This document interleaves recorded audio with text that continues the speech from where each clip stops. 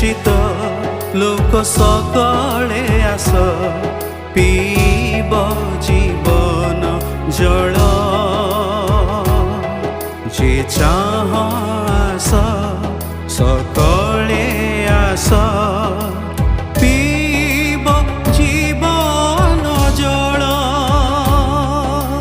पीब जीवन जल।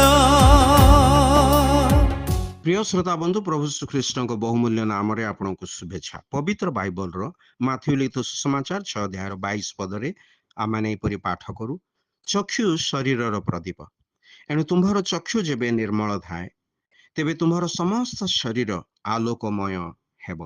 प्रभु श्रीकृष्ण आत्मिक आलोक विषय शिक्षा देवा निमंते मनुष्यर चक्षुर दृष्टांत दियंती। चक्षु मनुष्य शरीर प्रदीप अटे। जेतेबेले चक्षु द्वारा आलोक प्रवेश करे सेतेबेले शरीर आलोक को ग्रहण करे आ मनुष्य देखि पारे। आ जदि चक्षु दूषित हुए तेबे ज्योति शरीर रे प्रवेश करि पारे नाही। आ आलोक परिवर्ते मनुष्य रे अंधकार परिपूर्ण हुए। ठीक तदनुरूपे मनुष्य जीवन रे पापर प्रभाव रही। एथि जोगु मनुष्य आलोक को ग्रहण करि पारे नाही आ ताहार जीवन अंधकारमय होई रहे। ए अंधकार प्रभाव ताहार जीवन रे ताहार कार्यकलाप रे स्पष्ट रूपे प्रतीयमान हुए।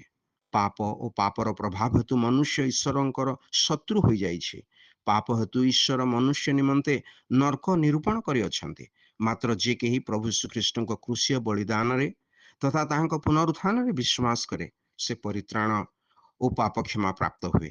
पुणी नरकरु रक्षा पाई से आशीर्वाद प्राप्त हुए। तार जीवन पाप ठारू मुक्त होबारु आत्मिक आलोक ता जीवन रे प्रकाश पाए और से सिद्ध हो जाए।